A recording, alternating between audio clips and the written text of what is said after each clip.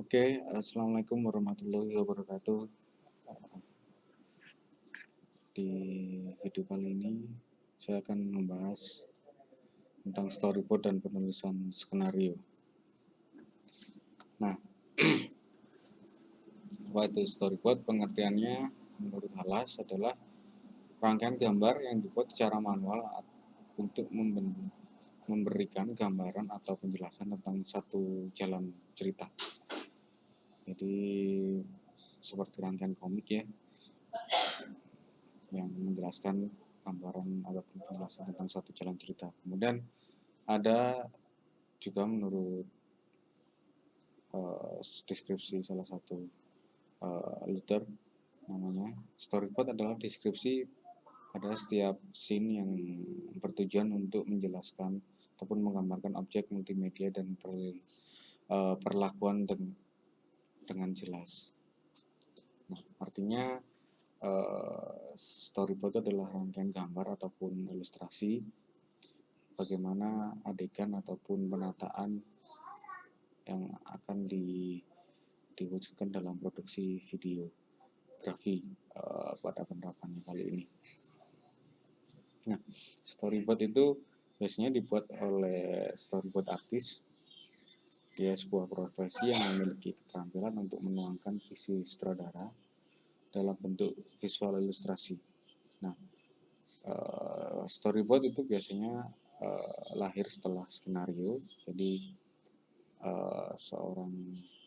jika kamu ingin menjadi seorang storyboard artis, maka kamu harus bisa memvisualkan visi-visi dari sutradara, karena biasanya sutradara itu akan membuat shortlist dulu, alias daftar pendidikan nanti sesuai dengan kebutuhan visi dari sutradara itu sendiri. Setelah itu sutradara akan berkonsultasi dengan storyboard artis sebelum dituangkan menjadi papan cerita ataupun storyboard. Ini harus memiliki imajinasi dan kemampuan ilustrasi yang baik ya, dalam mentranslate satu shortlist menjadi visual yang sesuai dengan visi sutradaranya. Nah, contoh storyboardnya seperti ini. Jadi biasanya storyboard yang baik atau proyek-proyek besar itu seperti ini, ada seperti skenario. Jadi per scene itu shot bagian shotnya itu seperti apa, dia dikasih nomor shot 1, shot 2, shot 3 dan seterusnya. Kemudian dalam shot itu ada deskripsi actionnya apa yang dilakukan, kemudian dialognya apa, kemudian setelah itu efek apa yang dipakai. Nah, ini bisa dipakai ketika proses syuting dan editing. Jadi cell effect, motion effect, suara senapan, sound effect suara pintu dibuka, itu biasanya ditulis di sini. Namun apakah storyboard itu harus ada? Intinya storyboard itu adalah alat untuk guide kita dalam melakukan proses produksi video dan editing. Jadi penting nggak penting sih, karena beberapa sutradara terkenal seperti Nolan, dia tidak memakai storyboard dalam pembuatan filmnya. Kemudian alternatif dari storyboard adalah yang pertama floor plan. Nah, floor plan itu sebutannya floor plan itu bisa dikatakan juga denah lokasi syuting. Jadi ini gambaran planning, jadi di mana letak propertinya, kemudian tata cahayanya ada di mana, kemudian blocking pemainnya ada di mana, kemudian kameranya ada di mana, terus pergerakan kameranya ada di mana. Itu sebagai alternatif dari storyboard. Biasanya floor plan itu ada 3 macam. Jadi floor plan untuk artistik, kemudian floor plan untuk kameramen, dan floor plan untuk lighting. Jadi setup lokasi ataupun setup syutingnya tergambar jelas pada floor plan ataupun denahnya. Oke. Oke, kemudian yang ketiga adalah photo board. Ini ini menggunakan foto. Biasanya dilakukan ketika kita cek lokasi, survei lokasi atau hunting lokasi, kita sekalian membuat adegan kasarnya. Nah, ini hampir sama dengan storyboard, jadi tapi menggunakan media foto. Kemudian kita olah secara kasar, blocking pemainnya, kemudian sudut pengambilannya, type shotnya kita coba saat hunting lokasi ataupun cek lokasi. Dan di bawahnya hampir sama dengan storyboard.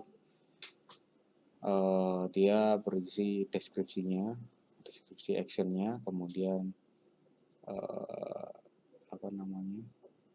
efeknya kalau perlu.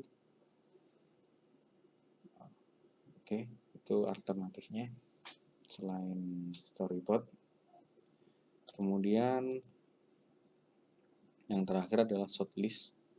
Shortlist ini biasanya langsung berisi tulisan-tulisan kebutuhan tipe shot, apa saja mau dipakai, kemudian kamera angle-nya apa saja, dan kamera movement-nya apa saja, kemudian shot deskripsinya langsung ditulis secara point to point. Jadi tidak menggunakan gambar. Nah, ini kelemahannya si kameramen ataupun sutradara juga harus memiliki ilustrasi yang baik dalam menerjemahkan shortlist ini. Oke ya. Kemudian masuk ke penulisan skenario struktur 3 babak. Dalam tahapannya membuat naskah produksi, ada tema, kemudian premis, sinopsis, treatment, kemudian baru skenario itu sendiri. Nah, untuk tema biasanya gagasan pokok atau ide pikiran tentang suatu hal. Nah, tema atau ide ini dapat digali melalui mengangkat masalah kehidupan nyata ya, kehidupan sehari-hari kita melihat satu fenomena ataupun satu kejadian yang menarik, yang sekiranya bagus untuk diangkat menjadi sebuah cerita ataupun menjadi sebuah video.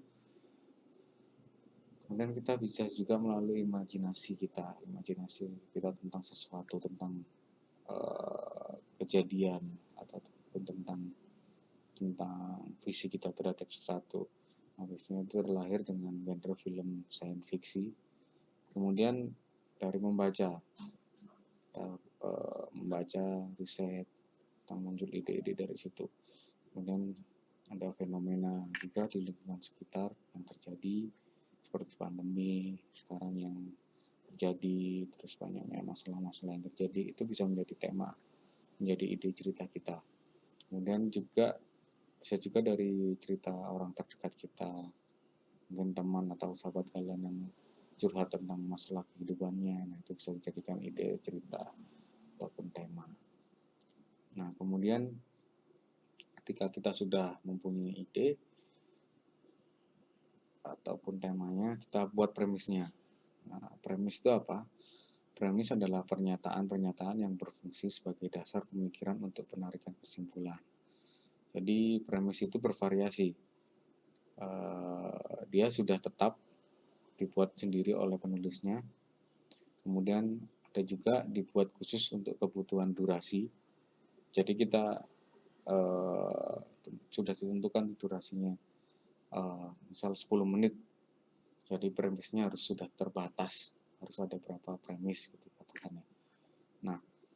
ada yang rumit dari sebuah genre atau kebutuhan tertentu yang perlu disampaikan dalam cerita.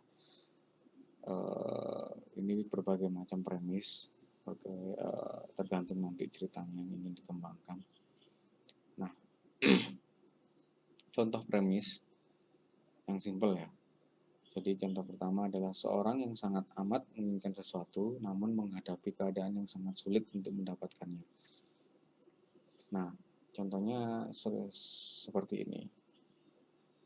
Seorang mahasiswa di kafe di masa pandemi menginginkan pembelajaran yang baik. Nah, kemudian dengan keterbatasan jaringan, maka dia sulit untuk belajar dengan baik. Nah, itu premisnya adalah seorang DKV yang ingin belajar dengan baik, namun memiliki keterbatasan jaringan. Bisa juga mahasiswa DKV dari perantauan yang ingin makan enak. Nah, itu kan sudah menjadi satu premis ya. Jadi ada karakter, ada seseorang yang memiliki keinginan. Misal tadi dia ingin belajar dengan baik ataupun ingin makan enak, maka ada konflik, ada kesulitan yang dia dapat ketika ingin mewujudkan keinginannya. Nah, kalimat sederhana ini sebenarnya mengandung makna beberapa unsur penting, yakni karakter ataupun tokoh utama yang memiliki sebuah daya tarik secara naratif ataupun motif. Motif artinya dia apa yang dia inginkan gitu. Nah, kemudian motif tersebut yang mendorong karakter untuk melakukan tindakan atau yang ingin dilakukan, plus konflik keadaan karakter ataupun kesulitan dari yang bersifat kontradiksi dengan karakter ataupun motif-motif yang lainnya. Misal ingin makan enak, konfliknya uang dia terbatas, kiriman dia terbatas, kemudian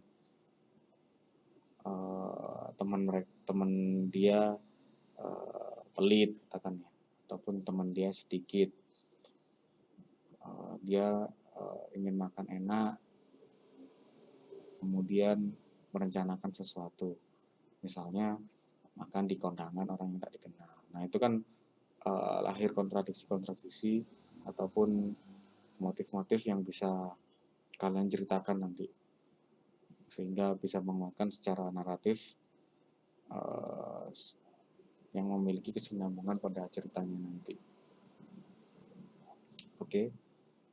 Kemudian untuk sinopsis itu ada dua biasanya.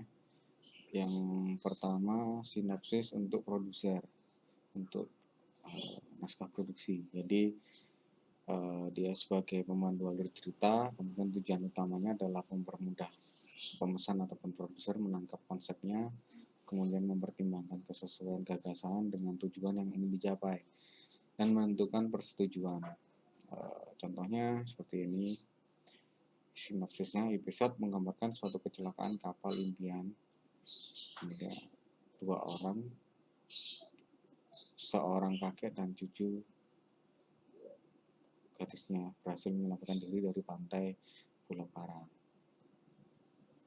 Film itu berjudul Terdampar di Pulau Karang. Jadi sinopsis itu dia menceritakan keseluruhan alur cerita, isi cerita dari A sampai Z yang bisa dijadikan acuan bagaimana isi cerita dalam keseluruhan film ini ataupun keseluruhan video ini. Nah, sinopsis itu yang sinopsis untuk produksi ya. Kemudian sinopsis yang untuk penonton itu biasanya pembaca dibuat agak menerka-nerka dengan isi cerita sehingga membuat calon penonton tersebut penasaran.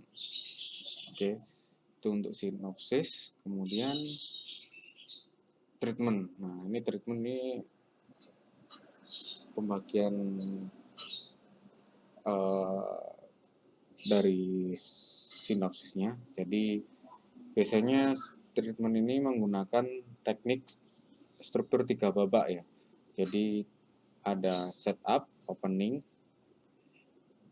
di babak pertama atau Act 1, kemudian ada confrontation di Act 2, konflik, kemudian ada babak ketiga resolusi ataupun konklusi dari cerita itu sendiri. Jadi seperti yang kita ketahui tadi, kita bangun premisnya dulu. Misal tadi ada seorang mahasiswa perantauan yang ingin makan enak, kemudian ada kontradiksi di dalamnya, misal uangnya sedikit, temannya sedikit, kemudian bagaimana dia bisa mewujudkan keinginannya makan enak tersebut, dan bagaimana makanan tersebut didapatkan dengan cara dia. Jadi yang pertama biasanya ada di setup, di babak pertama itu pengenalan karakternya ya, siapa karakter yang main di itu, kemudian lokasinya di mana, waktunya kapan, biasanya diperkenalkan di babak pertama. Nah, di babak berikutnya, di babak kedua itu konfliknya. Jadi mulailah dia ingin makan enak, kemudian ternyata uang dia tipis, kemudian dia berusaha mencari uang, misalnya ceritanya seperti itu, ataupun dia mencoba masuk ke kondangannya orang yang tak dikenal, seperti itu. Di situ ada konflik. Nah, akhirnya resolusinya apa? Misal dia akhirnya mendapatkan makanan yang dia inginkan tanpa harus melakukan hal-hal yang di luar norma tadi. Yang contoh makan di kondangan orang yang tak dikenal ataupun apapun lah nanti konklusinya. Nah, ini biasanya pembagian struktur 3 babak ini kita tentukan durasinya dulu ya. Misal kita ngomongin 10 menit durasi videonya atau filmnya, jadi setup pertama itu kita isi sekitar 2 menit untuk pengenalan karakter ya, 1 menit sampai 2 menit lah untuk pengenalan karakter. Kemudian untuk konfliknya itu 6 menit. Jadi antara setup dan konflik itu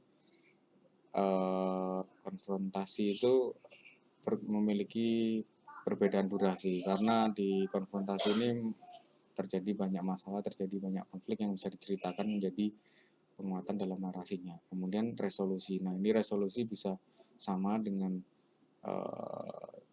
bagian babak pertama, bisa 1 menit 2 menit. Itu intinya konfrontasi atau konflik ataupun kontradiksi yang membangun cerita itu durasinya lebih lama. Kira-kira seperti itu pembagiannya. Kemudian berikutnya adalah naskah produksi atau skenario. Jadi suatu naskah atau skenario biasanya berisi seperti ini: title page, scene heading, action, dialog, parenthetical, dan transition. Yang pertama, title page itu adalah judul yang dijadikan pedoman pertama bagi seorang produser. Kemudian scene heading ini petunjuk dimulainya suatu naskah. Kata yang biasa digunakan yaitu EXT dan INT. EXT itu apa? EXT itu berarti eksterior jika ceritanya berada di luar ruangan. Kemudian INT itu adalah interior jika ceritanya berada di dalam ruangan. Kemudian diikuti nama sebuah tempat yang harus ditulis secara kapital. Nah, untuk action biasanya ditulis 2 baris di bawah scene heading. Jadi action adalah gambaran yang menceritakan apapun yang akan terlihat dalam adegan film dan selalu pada keadaan sekarang. Kemudian dialog merupakan segala sesuatu yang dibicarakan oleh tokoh ataupun karakter. Dialog ditandai dengan nama dari si pembicara itu sendiri. Kemudian parenthetical adalah keterangan yang menjelaskan segala sesuatu yang dilakukan oleh karakter ataupun tokoh. Jadi misal parenthetical itu